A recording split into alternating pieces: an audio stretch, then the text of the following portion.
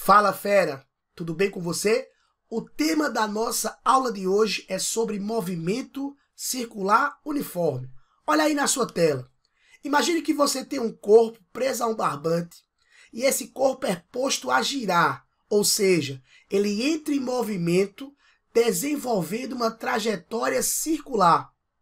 A principal característica do movimento circular uniforme é que a intensidade da velocidade do corpo ela permanece constante em módulo. E essa força que você aplica no barbante e é transmitida para o corpo é uma força que está orientada para o centro da trajetória. Que em aulas futuras eu vou mostrar para vocês que essa força ela se comporta como uma resultante centrípeta, a responsável por fazer variar a direção da velocidade. Porém, no movimento circular uniforme, o módulo da velocidade ela permanece constante. Olha a nossa próxima imagem. Então você tem aí claramente um movimento circular uniforme. A trajetória do corpo é uma trajetória circular. A velocidade do corpo ela permanece constante em módulo, mas ela varia em direção e sentido. E aí, se ela varia em direção e sentido, a força responsável por variar a direção da velocidade é uma força, como eu já falei para vocês, que se chama força centrípeta ou resultante centrípeta. Mas isso nós vamos discutir mais na frente. Então, fera, quais são as principais características do movimento circular uniforme? A primeira característica, a sua trajetória é uma trajetória circular. Segunda característica, a sua velocidade permanece constante em módulo, ou seja, o valor, a intensidade da velocidade não muda, porém a velocidade varia em direção e sentido. Tá vendo? Se a velocidade varia em direção e sentido, significa dizer que eu tenho uma aceleração para o movimento circular uniforme. Tá vendo qual é a aceleração responsável por fazer variar a direção da velocidade? Se liga, a aceleração responsável por fazer variar a direção da velocidade chama-se aceleração centrípeta, ou seja, apesar do movimento ser uniforme, a velocidade permanecer constante em módulo, ela varia em direção e, consequentemente, sentido. E a aceleração responsável por isso é a aceleração centrípeta, que, como o próprio nome já sugere, ela vai estar orientada para o centro da trajetória. Agora, presta atenção. Se o movimento acontece numa trajetória circular e o valor, a intensidade, o módulo da velocidade permanece constante, significa dizer que esse movimento vai ser um movimento repetitivo. Significa dizer que esse movimento ele vai se repetir em intervalos de tempo iguais, o que significa dizer que o movimento circular uniforme é um movimento periódico. Tá vendo o que é um movimento periódico? É um movimento que se repete no mesmo intervalo de tempo.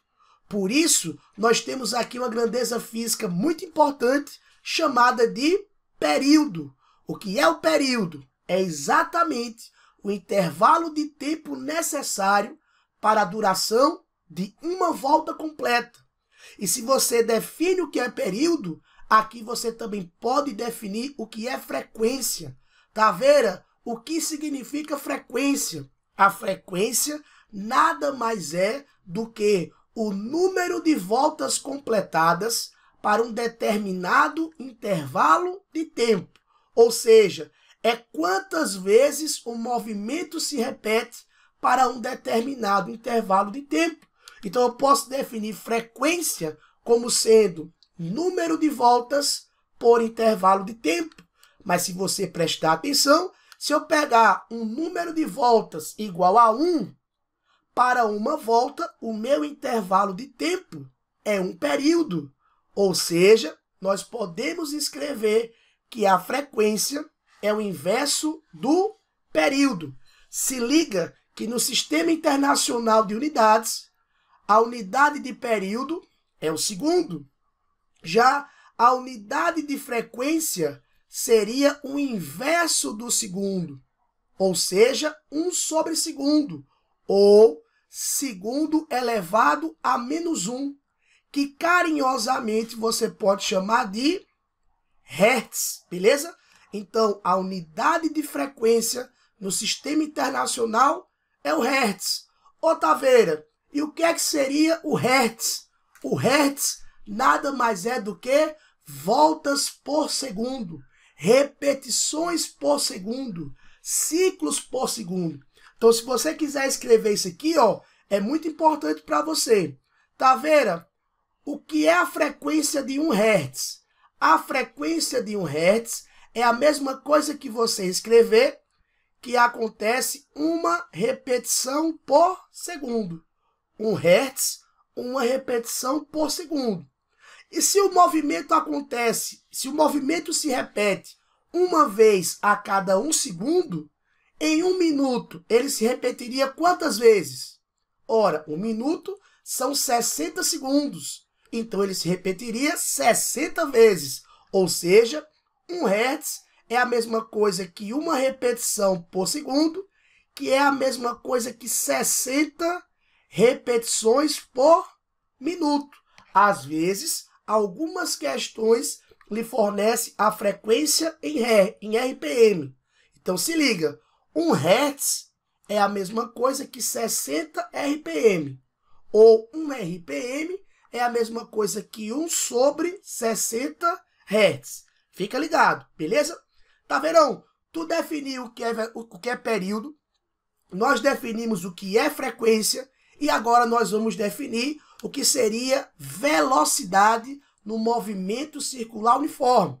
E aí eu falei para vocês, na aula de movimento uniforme, que para todo movimento que seja uniforme, o valor da velocidade permanece constante. E sempre que a intensidade da velocidade permanece constante, para você fazer o cálculo da velocidade, basta você fazer a relação ΔS sobre ΔT.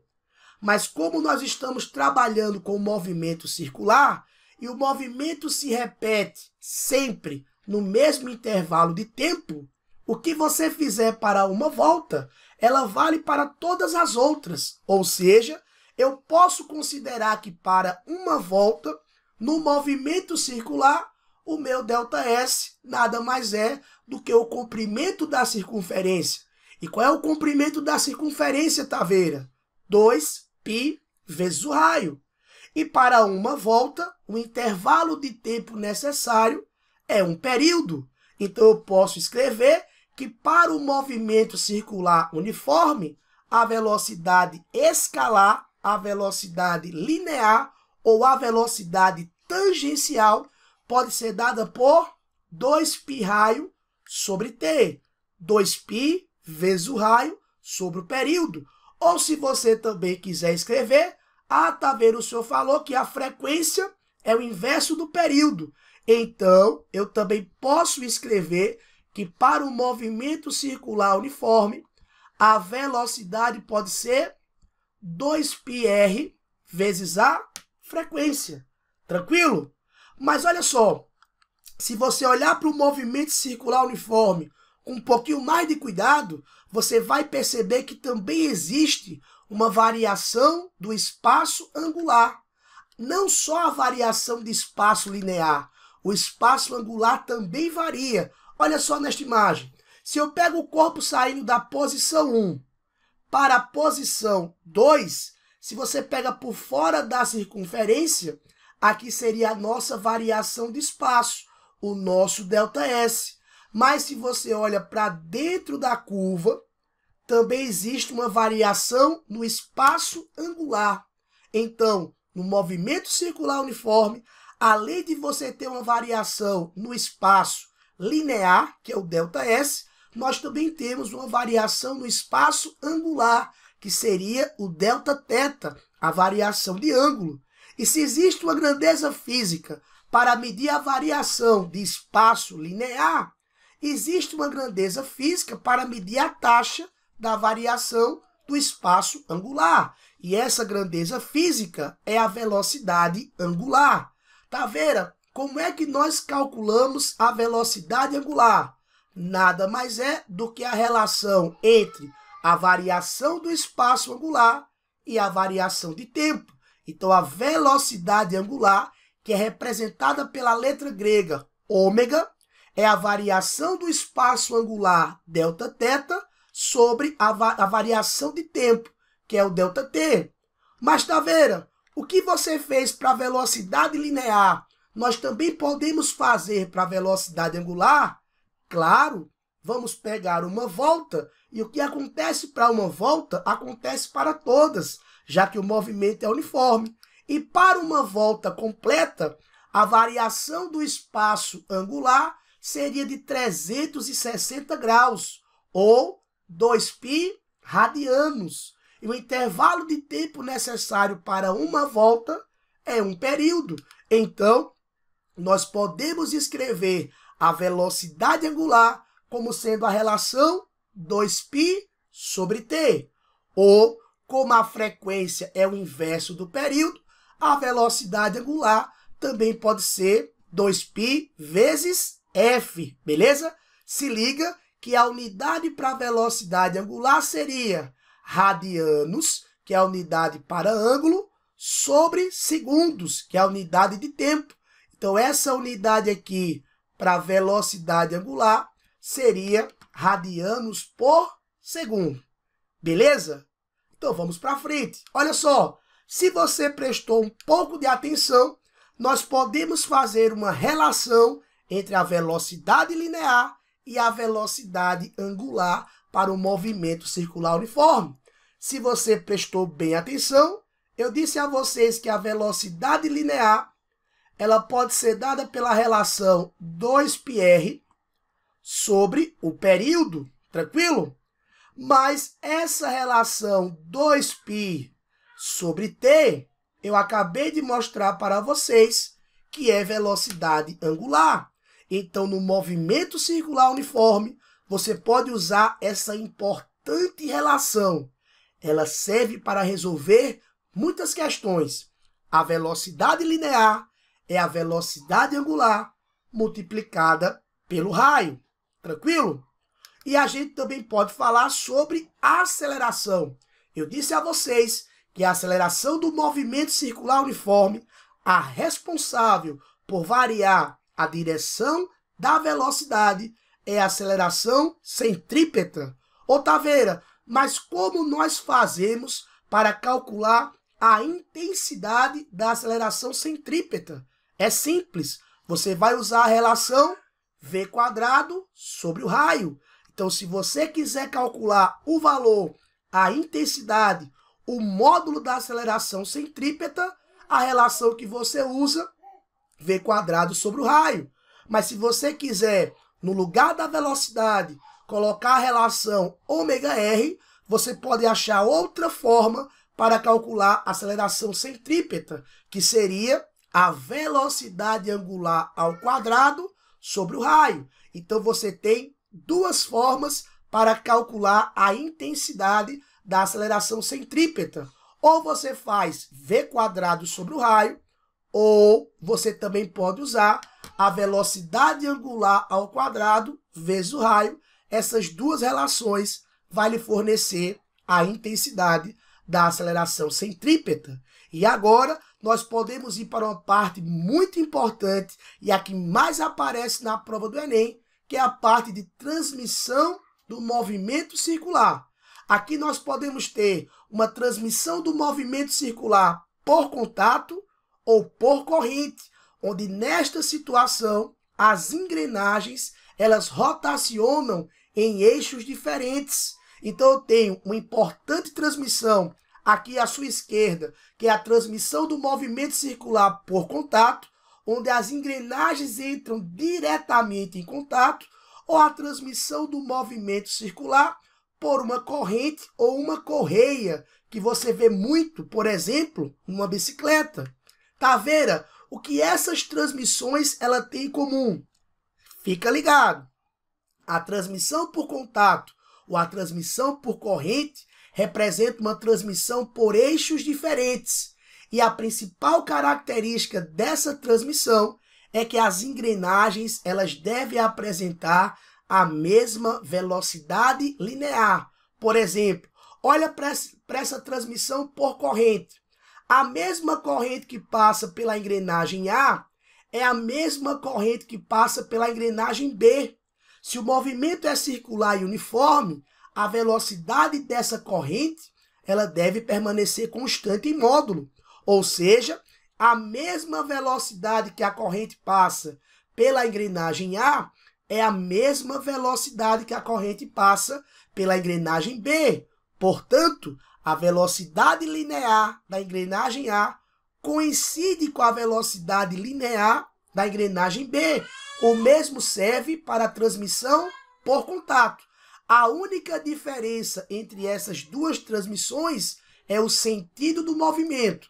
Enquanto na transmissão por corrente, as duas engrenagens elas rotacionam no mesmo sentido, na transmissão por contato, as engrenagens rotacionam em sentidos opostos. Mas na transmissão do movimento circular, seja por contato ou seja por corrente, a velocidade linear, escalar ou tangencial é a mesma, beleza? O que significa dizer que nós podemos aqui usar duas importantes relações. Tá vendo? Se a velocidade V1 é igual à velocidade V2, eu posso escrever que ômega vezes RA igual a ômega B vezes RB. Ou eu posso escrever que F1 vezes R1 igual a F2 vezes R2. Fica ligado que neste tipo de transmissão, a velocidade angular e o raio são grandezas inversamente proporcionais. Quanto maior for o tamanho da engrenagem, menor será a sua velocidade angular. Ou seja, quanto menor for a engrenagem, maior vai ser sua velocidade angular. Se eu perguntasse a você agora, quem completa mais voltas por unidade de tempo? A coroa, que tem um raio maior, ou a catraca? Obviamente, você vai responder que a catraca, pois como ela tem o raio menor e as duas apresentam a mesma velocidade angular, e as duas apresentam a mesma velocidade linear, a catraca vai ter uma maior velocidade angular. Ela vai completar mais voltas no mesmo intervalo de tempo. O que também significa dizer que a frequência e o raio também são inversamente proporcionais. Quanto menor for o raio, maior vai ser a frequência da engrenagem. Essa dica é muito importante. A próxima transmissão que nós temos é a transmissão no mesmo eixo, onde as engrenagens elas rotacionam em torno do mesmo eixo. Tá vendo? Qual é a principal característica deste tipo de transmissão? A principal característica é que a frequência de rotação do eixo ou a velocidade angular de rotação do eixo coincide com a velocidade angular das engrenagens. Quando você tem uma transmissão do movimento circular no mesmo eixo, significa dizer que as engrenagens apresentam a mesma velocidade angular e, por consequência, a mesma frequência e, portanto, o mesmo período. Porém, as velocidades lineares são diferentes.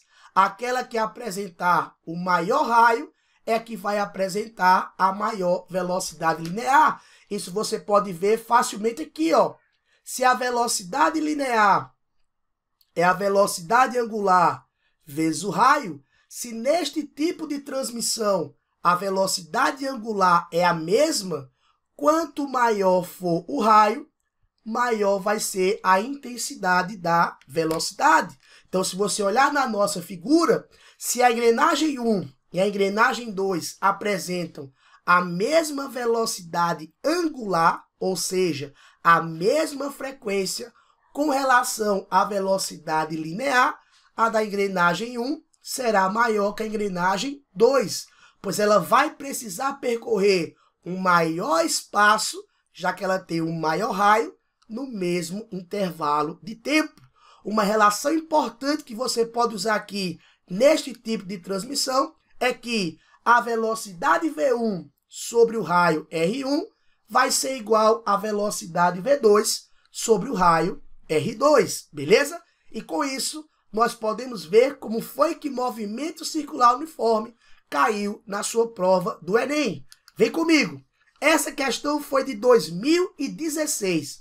Olha o que ela fala. A invenção e o acoplamento entre engrenagens revolucionaram a ciência na época e propiciaram a invenção de várias tecnologias, como os relógios. Ao construir um pequeno cronômetro, um relojoeiro usa o sistema de engrenagens mostrado. De acordo com a figura, o motor é ligado ao eixo e movimenta as engrenagens, fazendo o ponteiro girar. A frequência do motor é de 18 RPM e o número de dentes das engrenagens está representado no quadro. A pergunta é: qual é a frequência de giro do ponteiro em RPM, ou seja, rotações por minuto? Galera, isso é uma questão sobre transmissão do movimento circular. Vem comigo. Olha só, a primeira coisa que você tem que colocar na sua cabeça é que ele não forneceu raio, mas ele lhe forneceu o número de dentes. Aí fica a dica. Para uma engrenagem, o número de dentes é proporcional ao seu raio, beleza? O número de dentes é proporcional ao raio. Vamos lá. Se você prestar atenção, no mesmo eixo do motor se encontra a engrenagem A, ou seja, a engrenagem rotaciona no mesmo eixo do motor, o que significa dizer que a frequência da engrenagem A coincide com a frequência do motor, já que elas estão rotacionando no mesmo eixo. Conclusão, a frequência da engrenagem A, já que é igual à frequência do motor, seria uma frequência de 18 RPM. Tranquilo? Mesma frequência, transmissão no mesmo eixo. Se você olhar para a engrenagem A e a engrenagem B, elas rotacionam em eixos diferentes e a transmissão entre a engrenagem A e a engrenagem B é uma transmissão por contato. Tá vendo? Se a transmissão entre a engrenagem A e a engrenagem B é uma transmissão por contato, significa dizer que essas duas engrenagens apresentam a mesma velocidade linear, ou seja, a velocidade linear de A é igual à velocidade linear de B, o que implica dizer que eu tenho uma relação importante entre a frequência e o raio. Eu posso escrever que a frequência da engrenagem A vezes o raio da engrenagem A é igual à frequência da engrenagem B vezes o raio da engrenagem B. Tranquilo aqui? Tá vendo? Quanto vale a frequência de A? 18 RPM. Quanto vale o raio de A e o raio de B? Vá lá para o quadro. Olha só, a engrenagem A apresenta 24 dentes.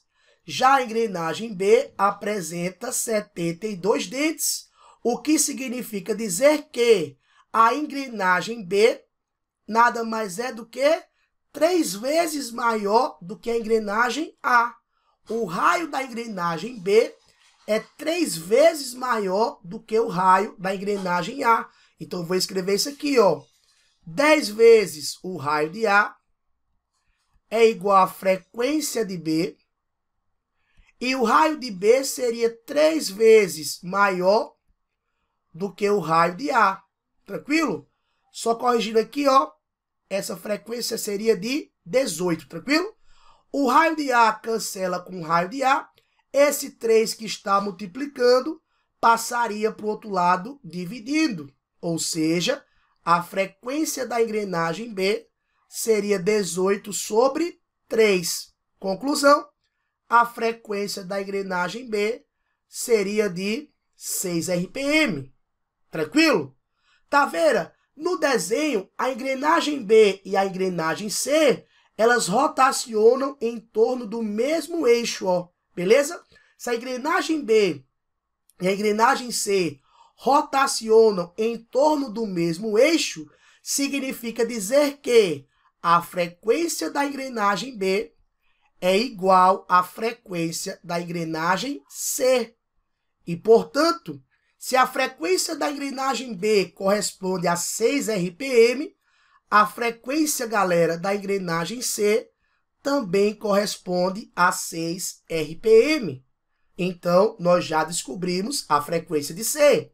Se você volta para o nosso desenho, a engrenagem C está em contato com a engrenagem D, o que significa dizer que a engrenagem C e a engrenagem D rotacionam por eixos diferentes. Tá vendo? Se a transmissão do movimento circular é por contato e os eixos são diferentes, significa dizer que entre a engrenagem C e a engrenagem D, a transmissão é por contato e, portanto, a velocidade da engrenagem C é igual à velocidade da engrenagem D. Aí nós temos aqui uma relação importante. A frequência de C vezes o raio de C é igual à frequência de D vezes o raio de D. Quanto vale a frequência de C? 6 RPM. E o raio de C e o raio de D? Vamos para a tabela. Se você olhar aqui, ó, o número de dentes da engrenagem C é de 36 dentes. Já o número de dentes da engrenagem D, 108. O que significa dizer que o raio da engrenagem D é 3 vezes maior do que o raio da engrenagem C. Então, eu posso escrever o seguinte, ó, 6 vezes RC é igual à frequência da engrenagem D, e o raio de D seria 3 vezes maior que o raio de C. Cancelando aqui o raio de C com o raio de C, esse 3 que está multiplicando passaria para o outro lado dividindo. Conclusão, a frequência da engrenagem D seria 6 sobre 3, que me daria 2 RPM. Então, a frequência da engrenagem D, 2 RPM.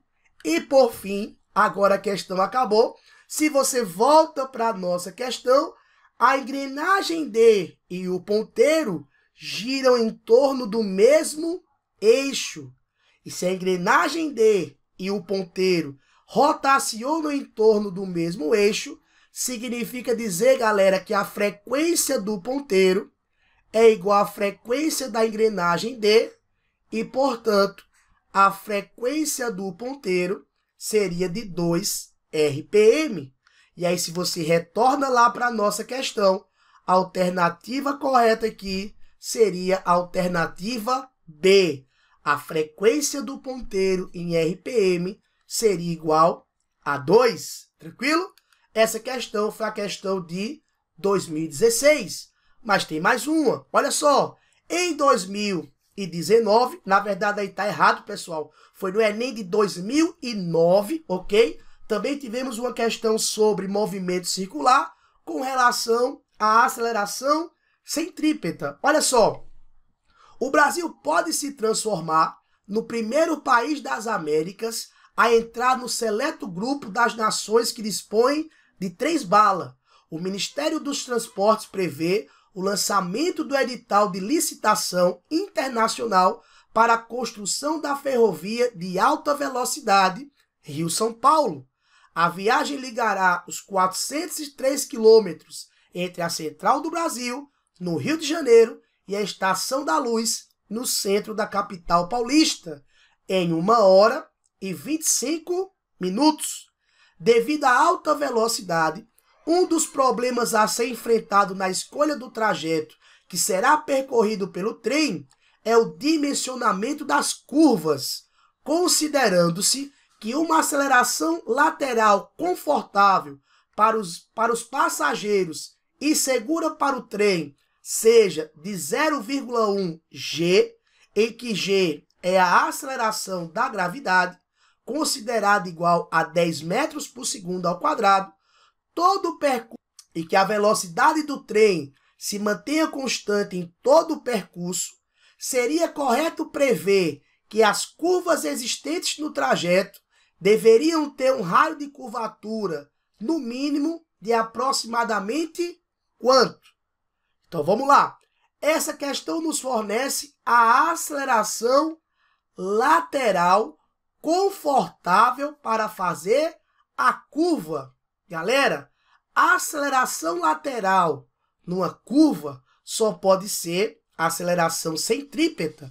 Então eu posso escrever aqui, ó, que a nossa aceleração centrípeta seria igual a 0,1 g, onde ele fala que g é a aceleração da gravidade, que vale quanto? 10. Conclusão, a nossa aceleração centrípeta seria de 1 metro por segundo ao quadrado. Tranquilo? Na questão, ele nos fornece a distância entre as cidades do Rio de Janeiro e São Paulo, 403 quilômetros, e o intervalo de tempo que a viagem ocorrerá, que será de 1 hora e 25 minutos. Fica ligado. 403 quilômetros seria o nosso ΔS. Então tá aqui, ó, 403 quilômetros. E o intervalo de tempo da viagem seria de 1 hora e 25 minutos. Que se você passar 25 minutos para a hora, ou seja, é só você dividir por 60, 25 por 60 vai me dar aproximadamente 0,42 hora. Ou seja, 1 hora e 25 minutos seria a mesma coisa que 1,42 hora. Tá vendo? Se eu tenho ΔS e eu tenho ΔT, e se ele fala que a velocidade se mantém constante, o que é que nós podemos fazer? Para todo movimento uniforme, velocidade igual a ΔS sobre ΔT. O ΔS de 403 quilômetros para um intervalo de tempo de 1,42 hora. Beleza? Galera, essa relação, infelizmente, não ajuda muito. Mas quando você fizesse a relação 403 por 1,42, isso me daria uma velocidade de 283,8 km por hora, que você dividindo por 3,6 para passar para metros por segundo, isso aqui me daria uma velocidade de aproximadamente 78,8 metros por segundo. Como a questão quer o raio aproximado, eu vou fazer essa aproximação. Então, 78,8 metros por segundo, eu vou aproximar para 80 metros por segundo. Mas aí eu vou concordar com você. A questão relativamente é simples. O que atrapalharia você nessa questão seria exatamente essas continhas quebradas que você levaria um certo tempo para resolver. Mas a velocidade seria de 283,8 km por hora, que dividido por 3,6, passando para metros por segundo, 78,8 metros por segundo, aproximadamente 80 metros por segundo. E agora, como nós queremos calcular o raio, lembra que eu falei para você, a aceleração centrípeta é a velocidade ao quadrado sobre o raio. A nossa aceleração centrípeta é igual a 1. A nossa velocidade, tá vendo, aproximou para 80 elevado ao quadrado. Isso tudo sobre o raio. Passando esse raio para o outro lado, multiplicando R vezes 1 me dá R. E 80 ao quadrado me daria aproximadamente 6.400 metros. Então, o raio da trajetória aproximadamente seria de 6.400 metros.